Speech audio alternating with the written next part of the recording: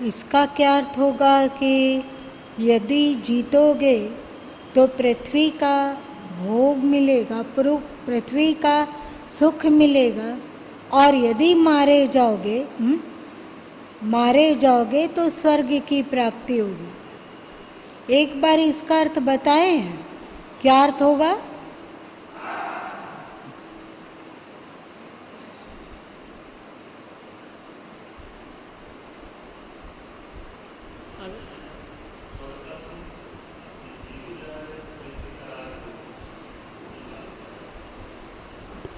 मन इंद्रिय से अगर लड़ते लड़ते जीत गए तो यहाँ पर यदि मन इंद्रियों से लड़ते लड़ते हमारे प्राण निकल गए, जीत नहीं सके, तो भी संस्कार तो जाएगा ना।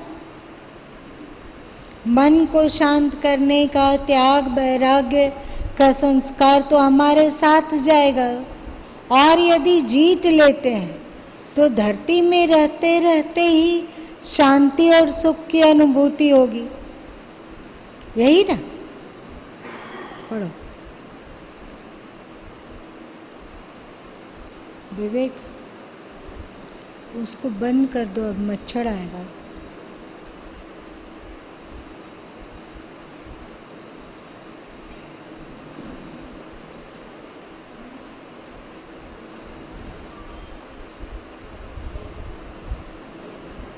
हाँ, जहाँ तुम्हें ना बोला कि चिन्ह लगा वहाँ तक।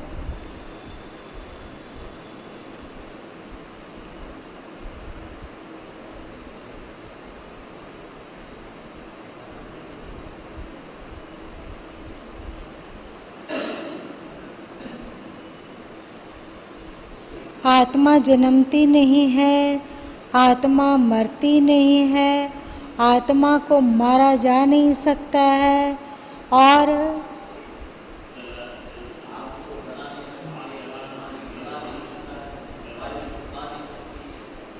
और यदि किसी की मृत्यु हो जाती हो तो उस आत्मा का नाश हो जाता है। तो वो कहाँ जाती है?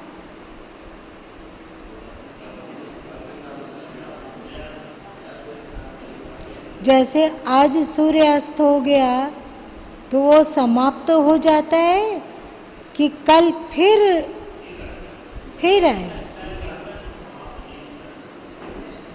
वैसे ही आत्मा भी है।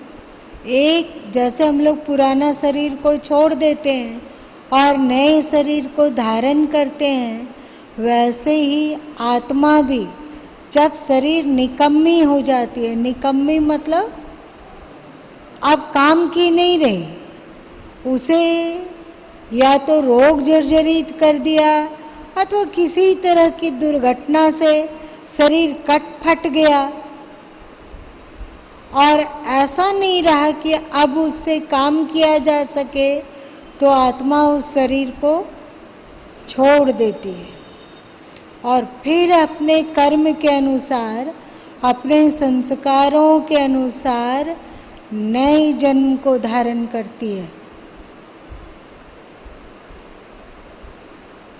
स्वस्थ शरीर, काले घुंघराले भरे हुए सिर, बाल,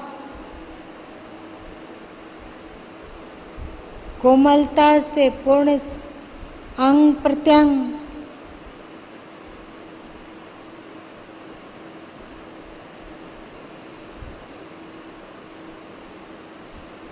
श्री कृष्ण कहते हैं कि जो चले गए और जो अभी नहीं गए हैं, इन दोनों के लिए शोक करना व्यर्थ है।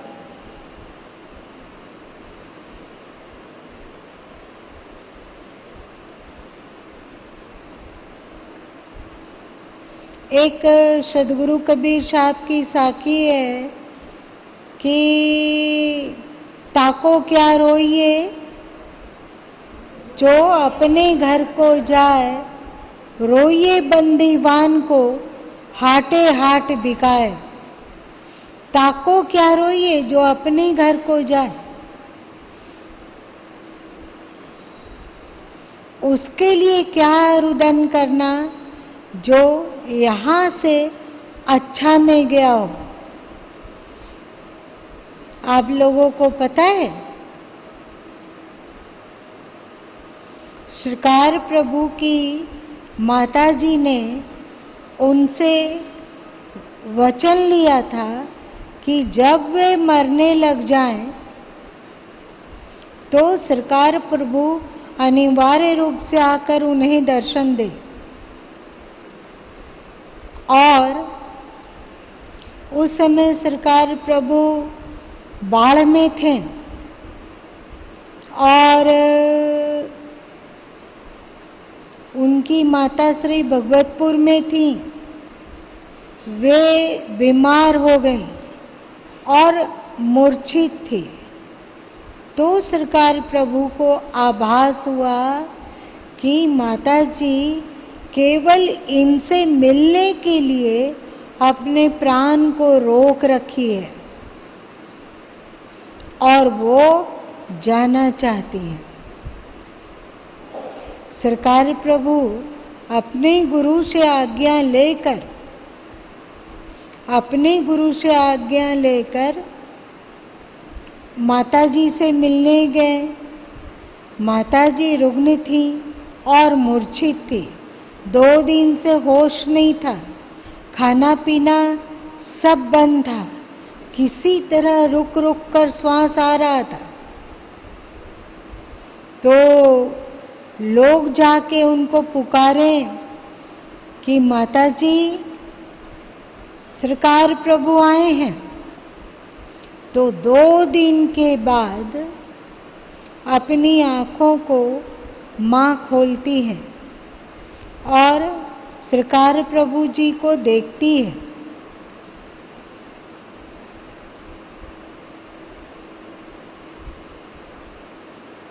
और उनका कंठ भी खुल जाता है।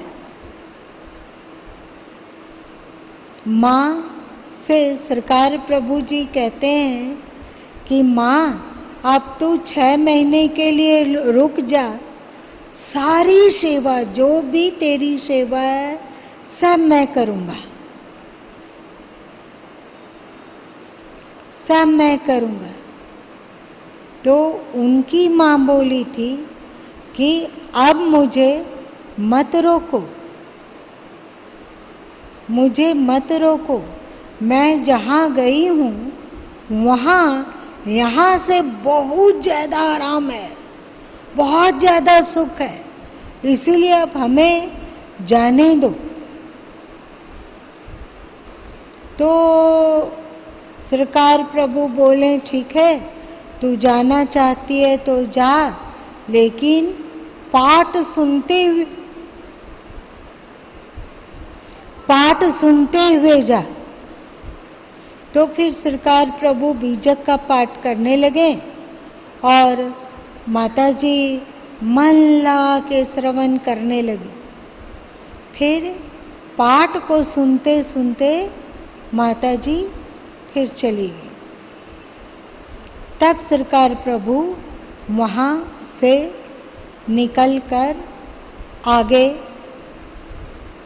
कहीं अन्यत्र रुक गए।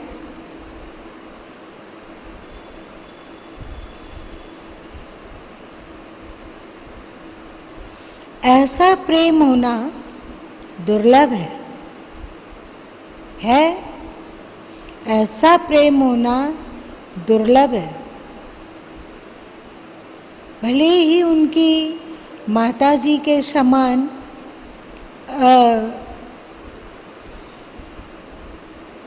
विवेक लोग के मामा जी, संतोष मामा जी को उतना अध्यात्म रहा ना रहा हो, उतना प्रेम रहा या ना रहा हो, पर गुरु माँ से की बात को वो सुना।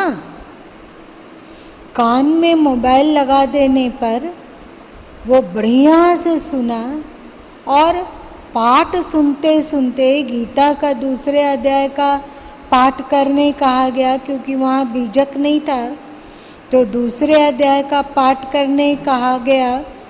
तो पाठ पूरा हो गया। पूरा हो जाने के बाद फिर वो गया। हम लोग रोना चाहिए, मृत्यु के बाद अधीर होना चाहिए, रोना चाहिए, पर तब जब अगला कुसंस्कारी हो और अपने मन, इंद्रियां और सांसारिकता से बेहाल हो, उसके लिए रोया जाना चाहिए।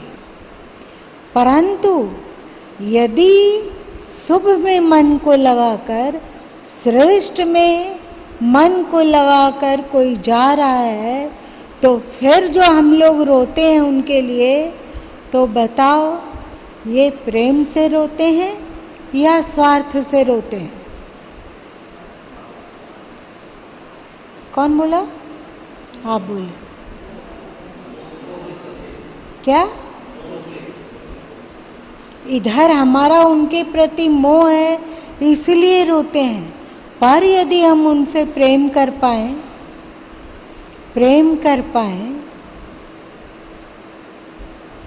तो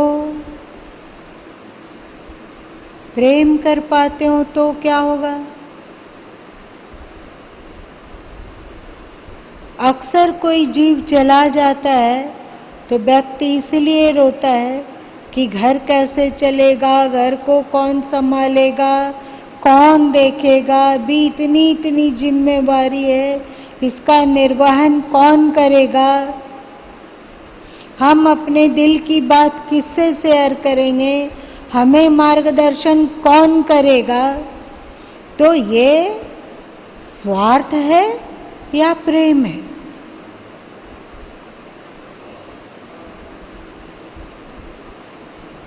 दबो नहीं, सोच के बताओ।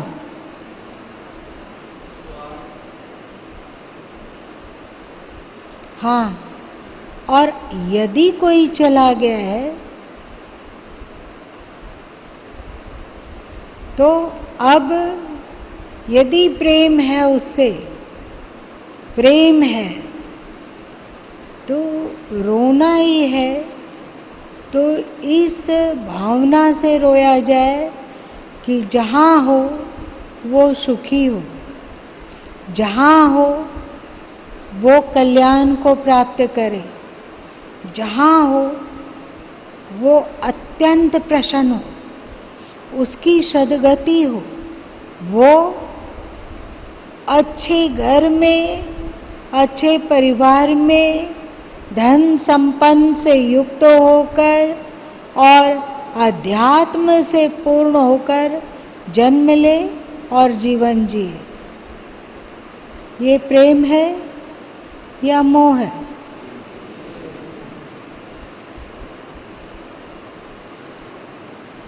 इसलिए सद्गुरु कबीर साहब कहें कि रोइए बंदीवान को हाटे हाट बिकाए। बंदी के लिए रोना चाहिए, जो कभी इसमें भटका, कभी उसमें भटका, कोई किसी और जगह भटका, और जो अपने संस्कारों को बढ़िया से बनाता है, अपने मन को, अपनी इंद्रियों को अपने वश में रखता है और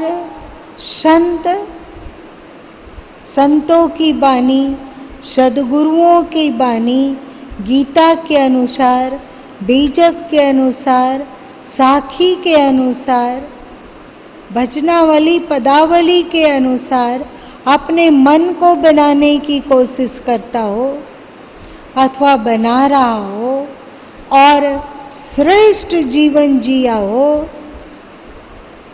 तो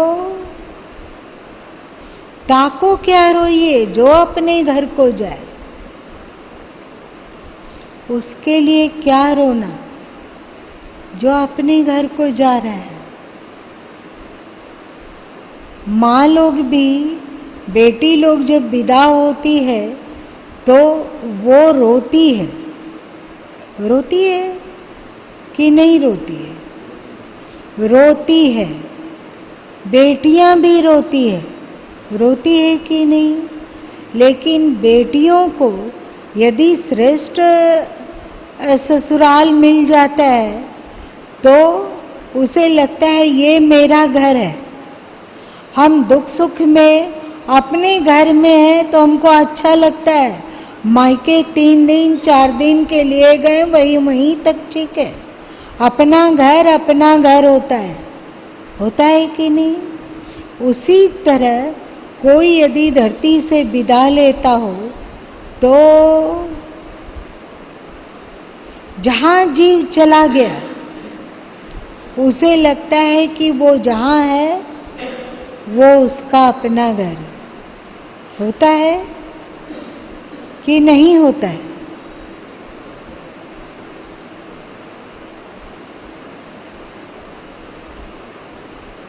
एक बार किसी संत ने किसी राज दरबार में जाकर कहा कि राजा की मात्र 3 दिन के अंदर मृत्यु है। इतना बड़ा दुष्ट भविष्यवाणी करना, राज कर्मचारी नाराज होकर उनको जेल में डाल दिए कि देखते हैं कि तुम क्या बोल रहे हो। 3 दिन अंत हुआ भी नहीं था कि राजा के प्राण पखेरु उड़ गए, तो सबके सब दुखी होकर रुदन करने लग गए। संत जी को पकड़कर लाया गया और उनके चरण में गिरा गया कि आप ठीक कह रहे हो कि इनकी आयु कम थी, हम लोग आपके प्रति अपराध किए, पर राजा के बिना अब इस राज्य का क्या होगा? तो संत जी बोले कि 9 दिन के उपरांत उनका जन्म होने वाला है।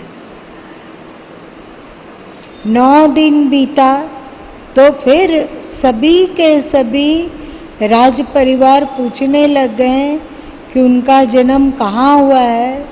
तो महात्मा जी ध्यानस्थ होकर देखे और बोले कि वे राजा के बगीचे में ही एक तितली बनकर जन्म लिए। तो राज परिवार कहा कि किसी भी तरह उनको पकड़ा जाए और उनके प्राण को इसमें डाल दिया जाए राजा के शरीर में। तितली को पकड़ने के लिए बहुत सारे नौकर चाकर लगा दिए गए। तितली डर से यहाँ से वहाँ, वहाँ से वहाँ, वहाँ से वहाँ भागने लग गई। लोग संत से पूछे कि तितली भाग क्यों रही है? तो संत जी बोले कि उस तितली से ही क्यों नहीं पूछ लिया जाता है। तो तितली से पूछा गया। संत की कृपा से तितली की भाषा समझने में राज परिवार समर्थ हुआ। राज परिवार प्रार्थना किया कि आप मान जाइए, लौट आइए अपने पुराने शरीर में। तो तितली बोली, मुझे छोड़ दो, मुझे मत मारो। यहाँ मेरी माँ है, मेरे पिता हैं, मेरे और भी बंधु बांधव हैं, हम उससे बिछुड़ना नहीं चाहते हैं, वे हमारे अपने हैं। कौन सा राजा और कौन सा राज दरबार, वो मेरा बीता हुआ कल है। अब उसमें मेरी कोई स्पृहा नहीं है। हम जहाँ हैं वहाँ सुख से हैं। और 2-4 दिन में तितली लोग की आयु बहुत कम होती है। तो तितली बोली कि 2-4 दिन में मेरा विवाह होने वाला है, वहाँ तितली नहीं आएगी। और जब तितली नहीं आएगी तो बच्चे आएंगे, हमारे बच्चे, प्यारे बच्चे, छोटे बच्चे, नन्हे बच्चे। तुम किस राजा की बात करते हो? यदि तुम लोग हमसे प्रेम करते हो तो हमें छोड़ दो, हमें हमारे परिवार से मत अलग करो।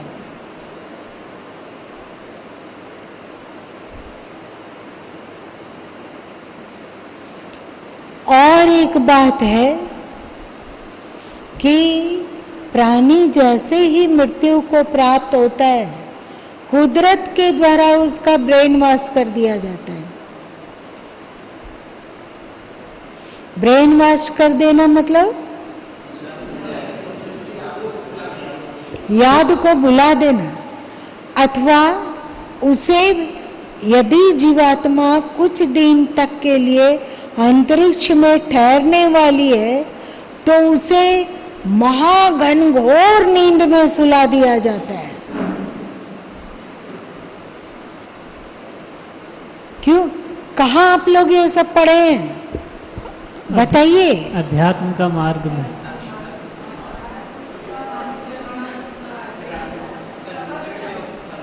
आश्चर्य में भी और मार्ग में भी, रहस्य में भी कुछ कुछ है, कुछ कुछ है रहस्य में भी।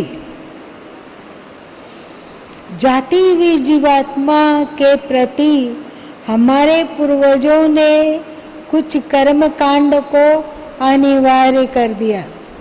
यदि मरता हुआ शरीर की आंखें खुली रह जाती है तो क्या किया जाता है?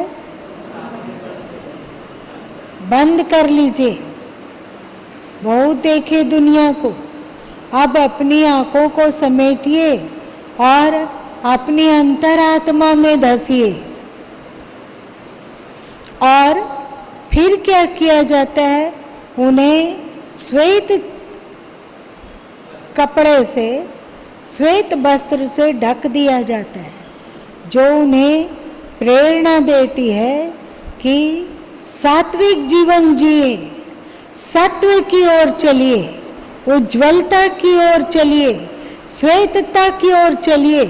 बहुत रंग बिरंगे संसार में के मोह में फंसे रहे, अब श्वेतता की ओर बढ़िए है। और मृत्यु के उपरांत उन्हें मुखाग्नि दी जाती है। आखाग्नि क्यों नहीं दी जाती है? नेत्राग्नि क्यों नहीं दी जाती है? नासिकाग्नि क्यों नहीं दी जाती है? कानाग्नि, कर्णाग्नि क्यों नहीं दी जाती है? मुखाग्नि ही क्यों दी जाती है? कहाँ लिखा हुआ है ये? गुरु माँ की कौन सी पुस्तक में? अमृत वर्षम। क्योंकि मुख ज्ञान इंद्रिय भी है और कर्म इंद्रिय भी है। ज्ञानेंद्रिय भी हैं और कर्मेंद्रिय भी है, इसलिए मुखाग्नि दी जाती है कि अब इस ज्ञानेंद्रिय और कर्मेंद्रिय की इच्छाओं को, आकांक्षाओं को, विकारों को जला दीजिए। और अंत में क्या किया जाता है? कपाल क्रिया। फोड़कर कपाल को बिखरा दिया जाता है। क्यों? कि अब इस कपाल को यहीं पर अंतिम विदा दीजिए।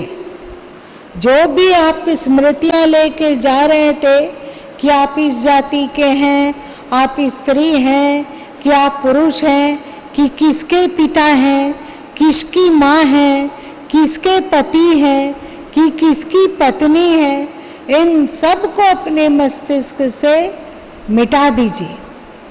इसीलिए उसका कपाल क्रिया कर दिया जाता है और कोशिश की जाती है कि जीवात्मा इधर के मोह से मुक्त होकर आगे की यात्रा में बढ़े। मृत्यु के बाद जीवात्माएं जहाँ जाती है वहीं उसको अच्छा लगने लगता है। बहुत हद तक वो समझ चुकी होती है कि नाते रिश्ते, घर परिवार, अपना पैसा, जमीन जायदाद सब भ्रम है, यहाँ कुछ नहीं है, ट्रांसफर होता रहता है।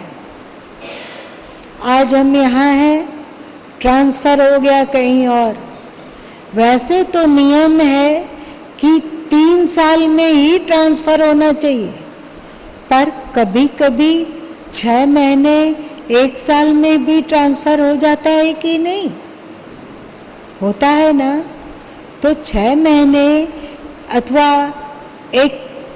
एक साल में ही ट्रांसफ़र हो गया, तो इतना जल्दी घर बदलने में बहुत बुरा लगता है कि नहीं? आप लोग का किसी का हाँ, कमलेश जी, जब अभी आप जहाँ ज्वाइन किए में 6 महीना बीता, अभी 1 साल भी नहीं हुआ है, वहाँ से ट्रांसफ़र कहीं और, तो बुरा लगता है कि नहीं? क्या उतना बांधना, उतना समेटना, सब कुछ लेकर दूसरे जगह जाना बहुत बुरा लगता है। पर नए ऑफिस को ज्वाइन कर लेते हैं और नए घर मकान को ले लेते हैं और वहाँ अपना बोरिया बिस्तर जमा देते हैं, तो बदली के समय में जैसा दुख था वैसा रहता है कि धीरे धीरे वहीं एडजस्ट हो जाते हो? एडजस्ट हो जाते हो। यही होता है हम लोगों का जीवन।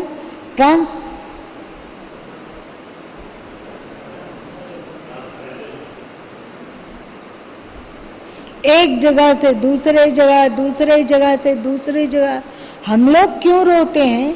क्योंकि जहाँ बदली होके जाते हैं वहीं चिपक जाते हैं। जिस जगह, जिस ऑफिस में काम करने लगते हैं वहीं आसक्त होते हैं, जबकि सबको पता है कि ये ट्रांसफ़र होने वाला जॉब है और इसमें कहीं भी ट्रांसफ़र किया जा सकता है।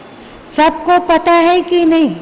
लेकिन वहाँ जहाँ रह रहे थे सब जमा लिए, वहाँ से छोड़ने में बहुत दुख लग रहा है, बहुत कष्ट हो रहा है। क्यों? क्योंकि हम लोग की पुरानी आदत है, जहाँ जाते हैं जिस चीज़ को पाते हैं उसी में चिपक जाते हैं, वहीं आसक्त, वहीं आसक्त। तुम लोग इस घटना को छोटे छोटे बच्चों में देख सकते हो। बच्चे को खेलने के लिए खिलौना दिया जाता है, बच्चा मगन होके खेलता है। यदि उसका खिलौना कोई दूसरा लेने लग जाए अथवा खिलौना टूट जाए, उसकी गुड़िया का टांग टूट जाए, तो बच्चा क्या करता है? महारुदन। क्यों? उसकी आदत है, जन्म जन्म की आदत है कि वो जो चीज मिला उसको वहीं चिपकता है, उसी को पकड़ कर रखने की कोशिश करता है। तो फिर वो रोता कलपता है, अभी तो 3 साल भी नहीं हुआ, अभी बदली हो गया। अरे कुछ नियम भी तो होनी चाहिए। सबकी बदली होती है 3 साल में, 4 साल में, 5 साल में। हमें उतना दिन नहीं रहने दिया जाता, पर कम से कम 3 साल तो छोड़ दिया जाता। कितना कुनमुनाते हैं, कितना कुढ़ते हैं, पर ये एकदम सच्ची बात है कि जहाँ जाते हैं फिर वहीं एडजस्ट हो जाते हैं, होते हैं। फिर से 1 महीना के बाद कहा जाए कि तुम क्या पुराने वाले जगह में जाना चाहोगे? जहाँ पुराने ऑफिस में जहाँ काम कर रहे थे वहीं फिर से लौटना चाहोगे? तो आप लोग क्या कहिएगा अरुण जी? क्या राम दुलार बोलो? अब यहीं ठीक है, अब नहीं जाएंगे। जबकि उस ऑफिस को छोड़ने में, उस जगह को छोड़ने में हम लोग कम नाक कपार नहीं ढूंढते हैं, लेकिन दूसरे ऑफिस में जाते हैं तब एकदम हम लोगों को परफेक्ट लगने लगता है। नहीं लगता है कि हम अब जाएंगे फिर से वहीं पर, ना ना, अब यहीं ठीक है। यदि बदली तक यहाँ रह जाते हो तो बहुत अच्छा है, 3 साल। और यहीं से यदि हमारा जॉब ड्रॉप होता हो, मतलब पूरा होता हो, तो सीधे एक ही बार अब फेयरवेल वगैरह लेके जाएंगे। यही होता है ना अरुण जी। आप लोग का ट्रांसफ़र हुआ है कि नहीं? तो आप लोग भी ऐसे ही करते होंगे। यदि आप इस बात को पहले ही जहाँ आपको छोड़ रहे थे वहाँ उसके पहले ही जान लेते कि रोने कलपने की क्या बात है, जहाँ जाया जाएगा वहाँ बढ़िया से एडजस्ट हो जाएगा, तो रोते कलपते क्या? तो काहे आप लोग रोए कल पे? क्यों अज्ञानी रहे? इतना पढ़े लिखे हैं आप लोग, जीनियस होंगे तभी तो जॉब लगा होगा, गुरु माँ का तो नहीं लग जाता है।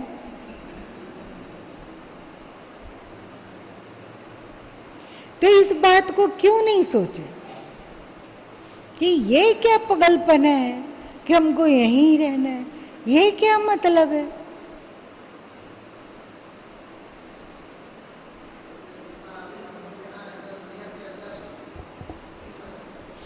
इस परिवार में, इस जाति में, इस घर में, इस अपने लोगों के बीच में, इस शहर में, इस मोहल्ला में एकदम एडजस्ट है।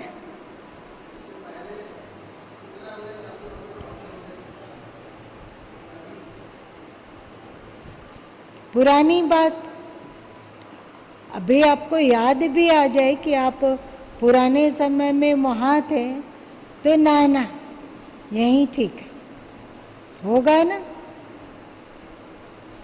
इस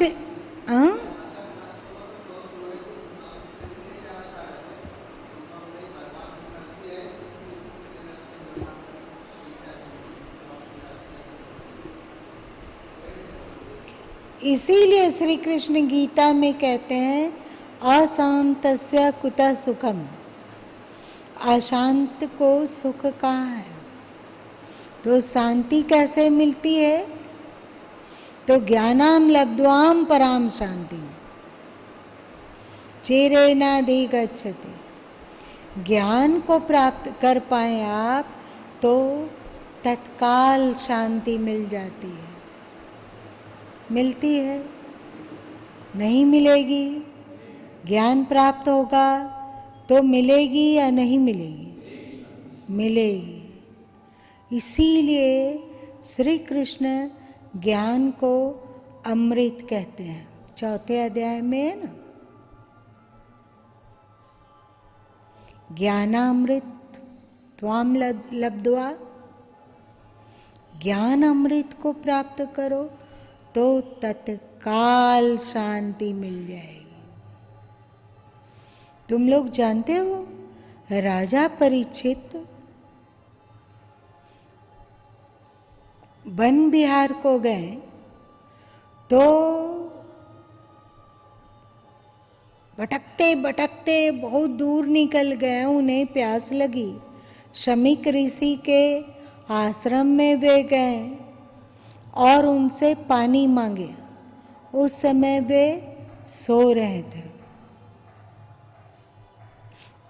ध्यान में थे, ध्यान कर रहे थे, समाधिस्थ थे। राजा परीक्षित बोले कि महाराज हमें बहुत प्यास लगी है, पर क्योंकि वे समाधिस्थ थे इसलिए सुन नहीं पाए। तो प्यास से व्याकुल थे, उनके सिर पर कुबुद्धि सवार हो गई। उनके सिर पर कुबुद्धि क्यों सवार हुई? कौन बताएगा? बताओ। क्योंकि जरासंध का एक मुकुट था, उसको वो किसका मुकुट था? जरासंध का। वो भी जरासंध का। जरासंध का मुकुट था। जब भीम जी उनको मारे थे तो उनका मुकुट ले रहे थे भीम जी, तो श्री कृष्ण रोके थे कि दूसरे का संपत्ति धूल के समान है, विष के समान है, मत लो। पर भीष्म जी बोले कि केवल विजय चिन्ह के रूप में इसको रखेंगे, कौन इसको पहनता है? और फिर जब उस मुकुट को, जरासंध का मुकुट रखा हुआ था, और जरासंध के मुकुट को परीक्षित जी पहन लिए। उसके बाद बुद्धि में कलयुग घुस गई। पराया धन, ठगा हुआ धन, छीना हुआ धन। जबकि जरासंध के बेटे बहुत कहे थे कि मेरे पिताजी तो चले गए, पर उनका मुकुट तो हमें दे दीजिए। पर नहीं दिए बीन जी, विजय चिन्ह के नाम से रख लिए।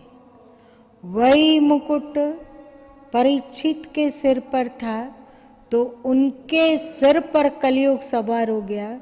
वहीं पर मरा हुआ एक सांप था फेंका हुआ, तो उस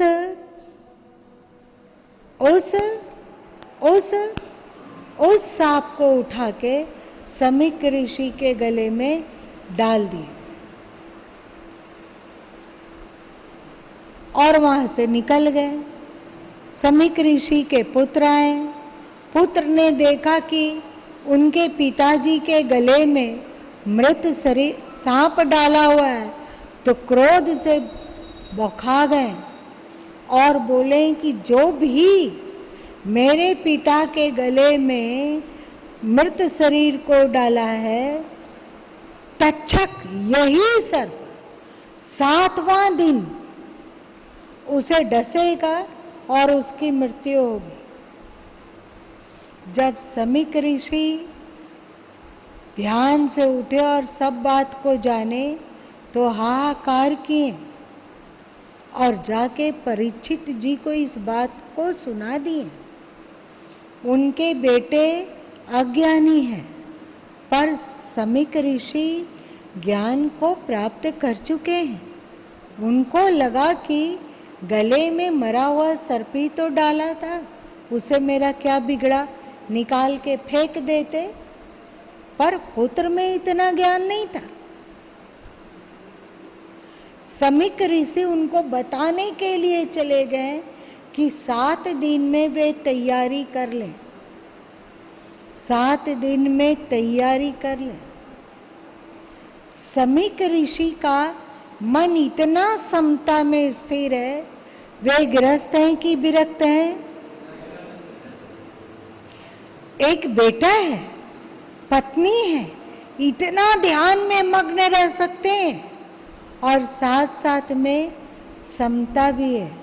उनके अंतस में ये फीलिंग नहीं है कि वे हमारे साथ ऐसा किए तो हम भी उसके साथ वैसा ही करें, ये फीलिंग उनको नहीं है। वे जाके राजा परीक्षित को ये बोले। राजा परीक्षित एकदम व्याकुल हो गए। सोच सकते हो 7 दिन,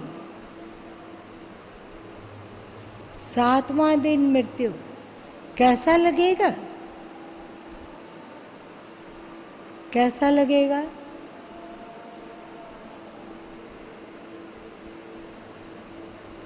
क्या समेटे, क्या करें, क्या नहीं करें।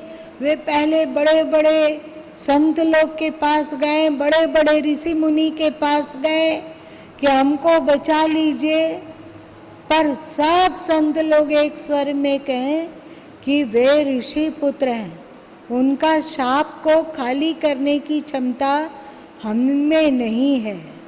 आप तैयारी कीजिए 7वां दिन जाने की। फिर क्या हुआ? 7वां दिन उसे मोक्ष चाहिए। वे आवागमन में नहीं आना चाहते हैं, अब अपने घर परमात्मा के देश में लौट जाना चाहते हैं। इसलिए व्याकुल होकर वे फिर अलग अलग संत के पास कि हमें उपदेश कीजिए। कोई 1-2 दिन उपदेश किया, पर उनको शांति नहीं मिल रही थी। अंदर वेदना और टेंशन से उनका सर फटा जा रहा था। आगे की कहानी तुम लोग जानते ही हो, जानते हो ना।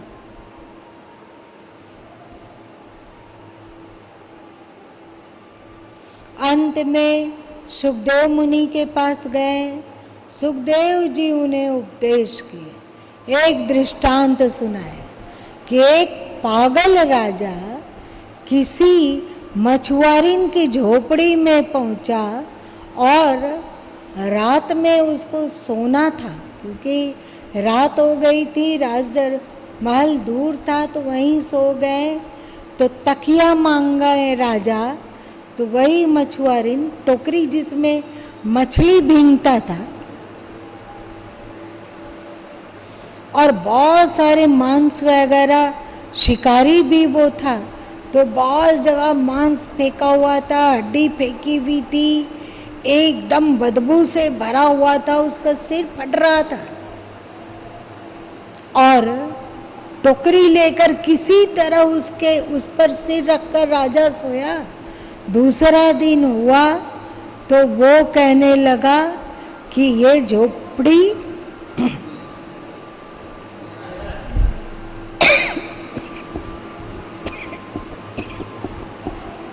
और ये लटकते हुए मांस मेरे हैं, ये हड्डी मेरी है। रुदन करने लगा। तो परीक्षित जी पूछे कि ऐसा बेवकूफ राजा कौन था? तो सुखदेव जी बोले, वो राजा तुम हो, तुम हो वो राजा। तुम परमात्मा के यहाँ राजकुमार थे, परमात्मा धाम ही तुम्हारा घर था, वहाँ के तुम वाशिंदे थे। धरती पर कुछ दिन यात्रा के लिए आ गए, यहाँ धरती पर आए तो फिर धरती में ही आ सकते। जो कुछ है सो धरती ही है, जो कुछ है सो ये शरीर ही है ना। ये हाड मांस का शरीर जो है यही है, ये हड्डी मेरी, ये मांस मेरा, ये बुढ़ापा मेरा, ये जवानी मेरी, ये इंद्रियां मेरे, इंद्रियों का सुख मेरा। कहाँ गया जो मैं था, राजा है इस शरीर में, उस राजा का कभी हम लोगों को स्मरण भी होता है?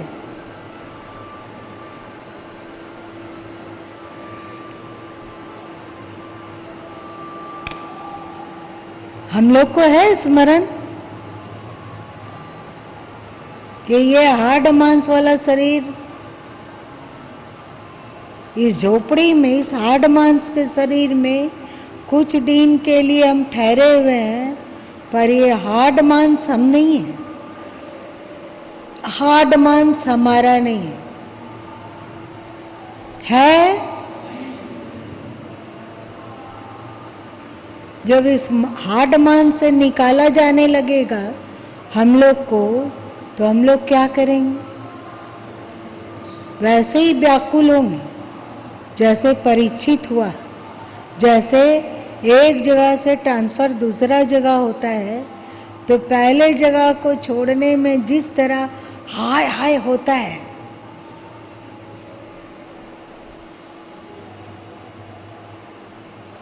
क्या हम लोग की तैयारी है कि जब यहाँ से हमारा ट्रांसफ़र का फरमान कभी भी आ सकता है?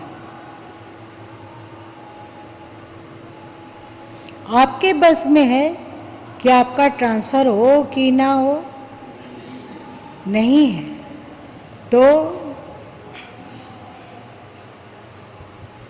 नहीं मालूम कि कब ट्रांसफ़र आ जाए, तो फिर हम लोग क्या करेंगे?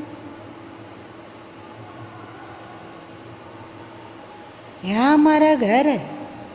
अब जहाँ हमारी अभी पोस्टिंग थी, जिसको छोड़कर जाने कहा जा रहा है, वहाँ कुछ लोगों से हमारी मित्रता हो गई, कुछ लोग हमारे अपने बन गए ना, कुछ पड़ोसी बन गए, कुछ शुभचिंतक बन गए, उसको छोड़ने का मन नहीं करता है। तो हम लोग क्या करते हैं? नहीं मन करता है, क्या करते हैं? हाय हुल्लम मचाते हैं, कैसे ट्रांसफर को रोक दें, कैसे ट्रांसफर को रोकें। क्यों राम दुलार? हाय हुल्लम, हाय हाय, ट्रांसफर रोको अभियान, वहां जाओ, वहां जाओ, वहां जाओ, वहां जाओ। अरे बेवकूफ, जॉब करने से पहले ही तो तुम्हें एक पता था कि नहीं? पता था या नहीं पता था? पता था। तो क्या जन्म लेने के समय से जैसे ही हम लोग होश संभालें, ये बात हम लोग को पता नहीं है कि यहाँ से ट्रांसफरेबल जॉब हमारा है, कभी भी यहाँ से बदली हो सकती है। फिर क्यों रोते हो? क्यों व्याकुल हुए? किसको छोड़ रहे हो जो हाय हो कर रहे हो?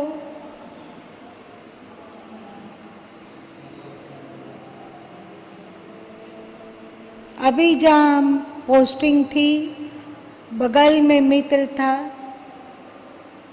वो हमारा मदद कर देता था, हम उसकी मदद कर देते थे। अब मेरी मदद कौन करेगा? उसकी मदद कौन करेगा?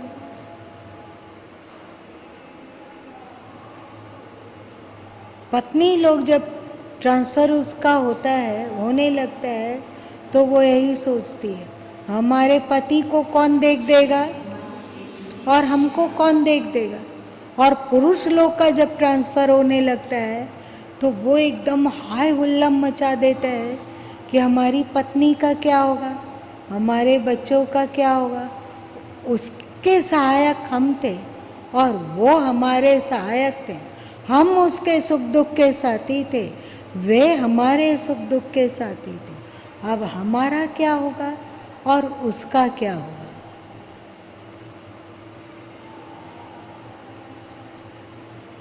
सरकार तो ये नहीं सुनेगी बबुआ। तुम लोग भी सुनो बबुनी लोग।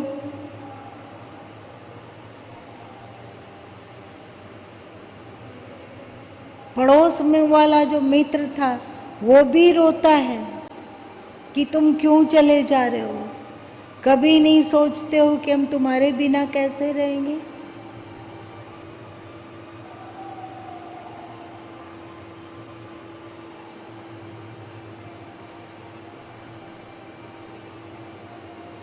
इसीलिए श्री कृष्ण कहते हैं ज्ञान को प्राप्त करो, समझ को प्राप्त करो।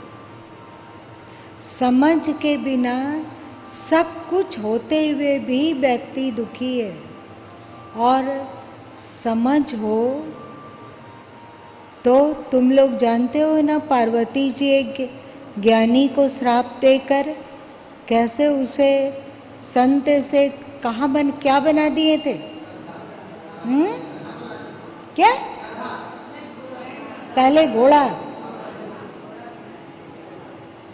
हर जगह वो खुश, चांडाल भी बना दिए, हर जगह खुश।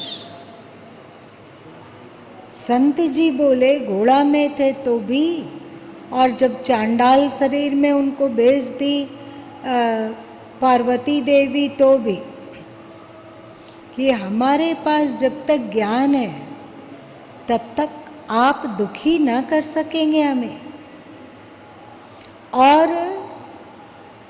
ज्ञान ना हो तो आप हम पर खुश भी हो जाएं, प्रसन्न भी हो जाएं, पर आप हमें सुखी नहीं कर पाएंगे। क्या समझे?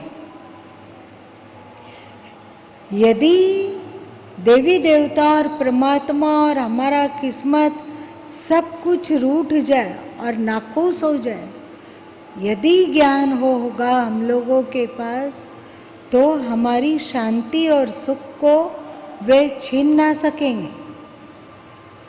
पर यदि किस्मत बहुत प्रसन्न हो भगवान भी प्रसन्न हो, देवी देवता भी प्रसन्न हो, पर हम ज्ञान विहीन हो, तो क्या हम शांत हो सकेंगे, सुखी हो सकेंगे? तो सबसे बड़ा सुख का साधन क्या है? ज्ञान। ज्ञान सबसे बड़ा सुख का साधन। आप लोग गाते हो ना, रहना नहीं देश वीराना है। हम लोग दूसरे के लिए रोते हैं। क्या है बीजक में?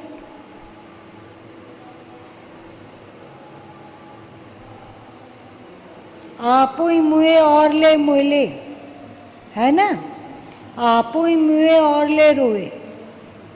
अपने तो अब हम लोगों को अपनी मृत्यु की याद आती नहीं है, दूसरे की मृत्यु पर हम लोग रोते रहते हैं। क्या हम यहाँ घर बसाने आए हैं? क्या बसाने आए तो हम यहाँ घर बसा सकेंगे? ये सब बात जब गुरु माँ चर्चा छेड़ते हैं तो कल पता नहीं क्या चर्चा छेड़े थे। नहीं, आज सुबह क्या, आज सुबह बहुत सारे लोग शांति से सो गए, क्योंकि मन सिमट गया, शांति की अनुभूति हो रही है तो सो गया।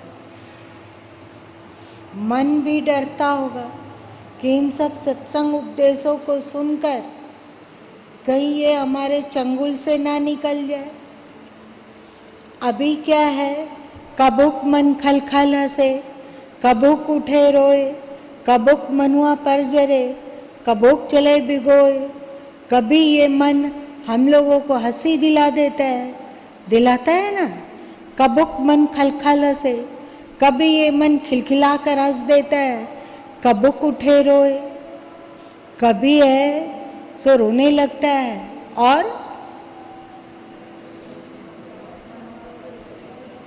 क्या, कभी दूसरे से जलता है, ईर्ष्या करता है, विकार से ग्रसित होता है, और कभी सब त्याग कर कि संसार में घर नहीं बसाया जा सकता है।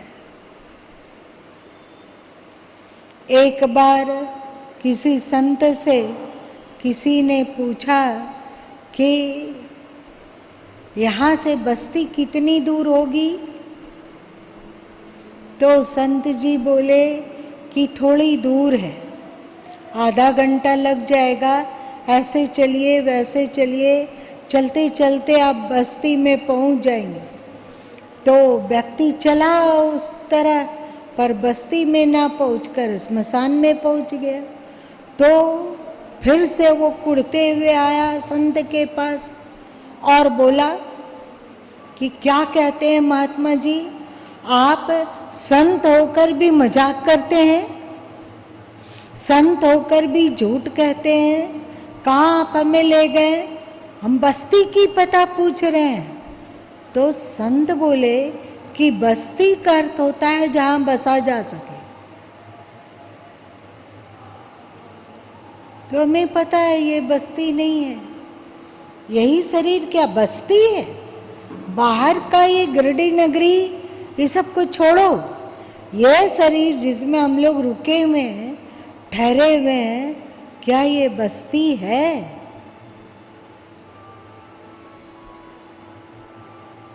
बस्ती है?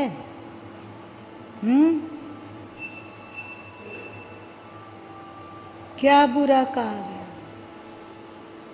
एक भजन है ना, रे मन मुसाफिर, निकलना पड़ेगा, काया कुटी खाली करना पड़ेगा, भाड़े के क्वार्टर को क्या तू सजाए, एक दिन तुझे घर का मालिक निकाले, इसका किराया भी भरना पड़ेगा, रे मन मुसाफिर निकलना पड़ेगा।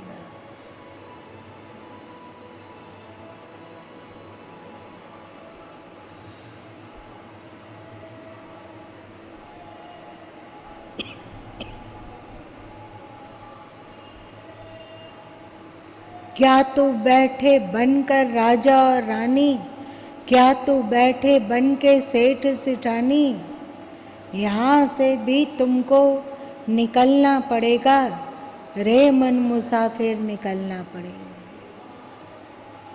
हम लोग कहते हैं कि बैराग की बात मत करिए, और एक बात और आपको कहते हैं कि किसी के चले जाने से दुनिया का कुछ नहीं बिगड़ता है। बिगड़ता है, हम लोग चिंता के मारे हाय हाय करते हैं कि ये काम है, कौन कैसे होगा, क्या होगा। लेकिन आप लोग ऐसे लोगों को देखे हैं जिनकी मृत्यु 40 साल 42 साल में हो गए, ऐसे लोगों को देखे हैं। ऐसे लोग चले गए तो क्या उनके बच्चों की जिंदगी उजड़ गई? अपने प्रारब्ध के अनुसार सबको जी रहे हैं, पर वो जो मोह का गठरी अपने सिर में लादा कि मेरे बिना क्या होगा, मेरे बिना कैसे चलेगा। अभी हम लोग को यदि काया कुटी खाली करने का फरमान आए तो हम लोग भी यही सोचेंगे कि नहीं सोचेंगे। ये सब बात मत बोलिए, ये सब बात अशुभ है ना।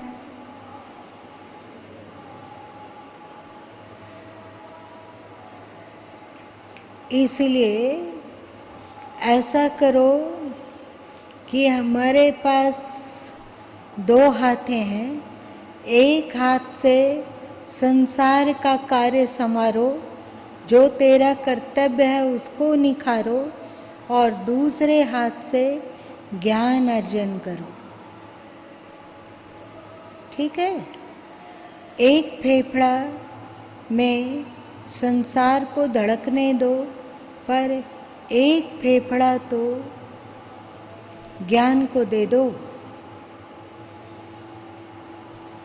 यदि हम लोगों को ज्ञान हो जाए तो हम लोग संसार में दुखी नहीं हो सकेंगे, दुखी नहीं रहेंगे।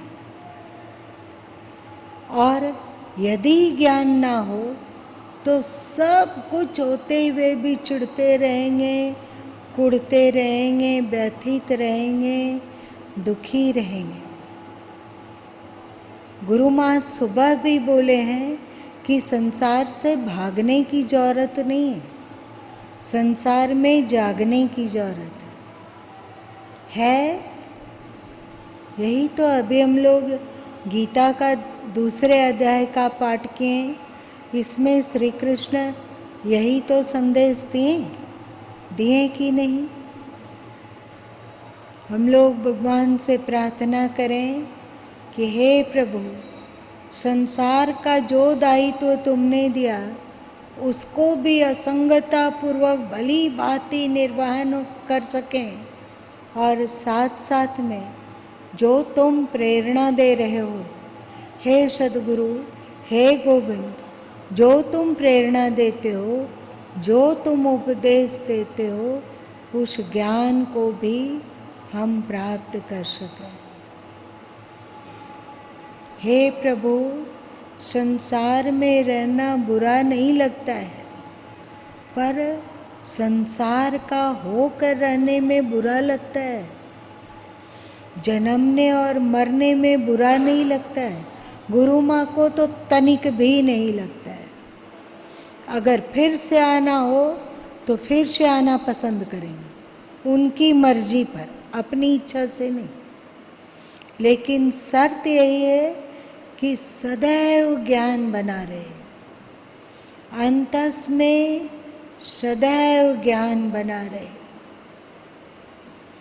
अंतस ज्ञान से परिपूर्ण। इसलिए रामकृष्ण परमहंस जी कहते थे अपने उपदेश में कि जैसे बहन लोग कटहल सुधारने से पहले हाथ में तेल चपोत लेती है, कहते हैं ना बहन लोग, हाथ में तेल चपोतती है, एक बार तेल चपोत लेने से फिर कटहल का लट्ठा नहीं लगेगा कि बीच बीच में तेल से अपना हाथ तर करते रहना होता है।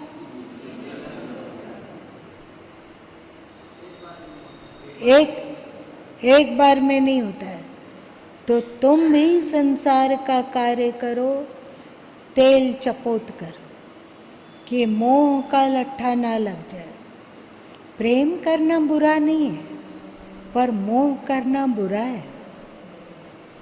पर ऐसा नहीं है कि तुम अभी ज्ञान की बातें सुने, मतलब अभी जब तक हम लोग यहाँ बैठे हैं, हम लोग का हाथ और अंतस तेल से परिपूर्ण है, मतलब ज्ञान से परिपूर्ण हो गया कि नहीं। लेकिन केवल इसी ज्ञान से नहीं चलेगा। आप फिर व्यवहार में प्रवृत्त होगे तो बीच बीच में तेल को चपोतते रहो, मतलब ज्ञान का चिंतन मनन करते रहो, सत्संग सुनते रहो। ठीक है, सत्संग सुनते रहो।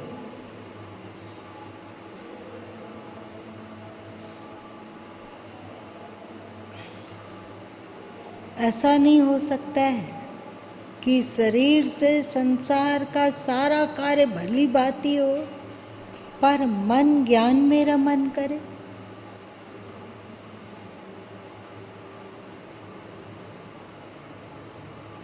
ऐसा नहीं हो सकता है।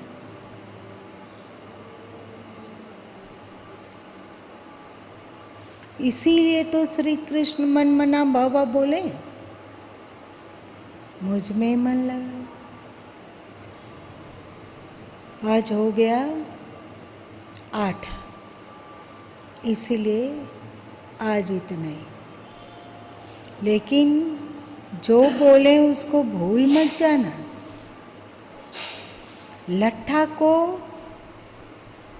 लगने मत देना हाथ में। इसका मतलब ये नहीं कि आप कटहल को फेंक दो।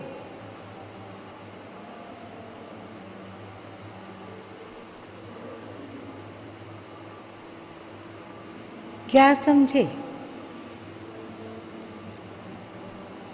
कटहल को फेंक दिए तो मोह का लट्ठा नहीं लगा, ये कौन सी बड़ी बात है? कौन सी बड़ी बात है? देखो गुरु माँ क्या किए। यदि एक छोटा सा परिवार छोड़े तो इतना बड़ा परिवार को बसा लिए। बसाए कि नहीं?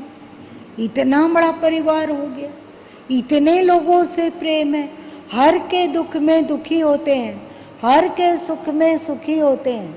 ना अपना कोई दुख होना चाहिए, ना अपना कोई सुख होना चाहिए। इसीलिए सदगुरु कबीर साहब कहें, सत्संग रसिए सत्संग बसिए, सबका लीजिए नाम, हाँ जी करते रहिए, रहिए अपने ठाम।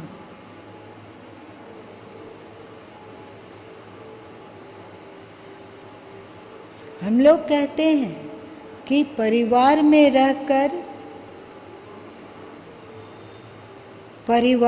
रहकर शांत और ज्ञानवान नहीं हुआ जा सकता है।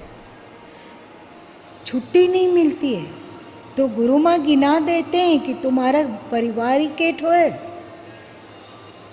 जिसकी चिंता में तुम बेहाल हो, परिवार उंगली में गिनने लायक है, और गुरु माँ का परिवार देखो।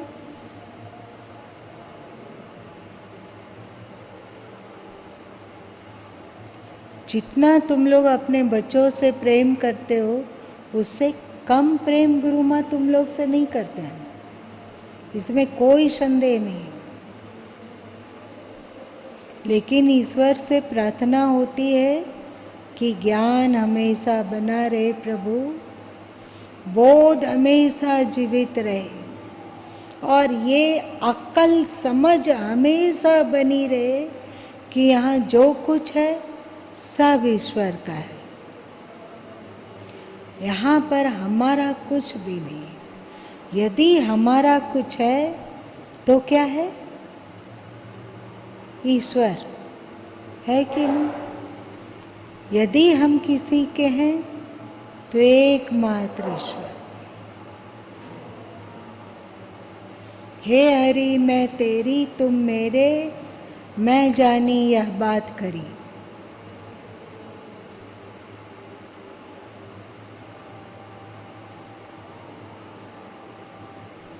भगवान से प्रार्थना करते रहो कि प्रभु प्रारब्ध चाहे किस स्थिति में लाके खड़ा करेगा पता नहीं, होनी तो होती है, होती रहेगी, पर मालिक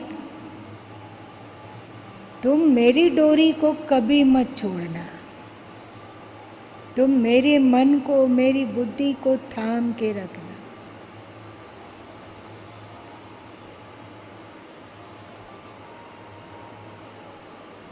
दीन बंधु दीनानाथ, मेरी डोरी तेरे हाथ। चलो आरती कर लेते हैं।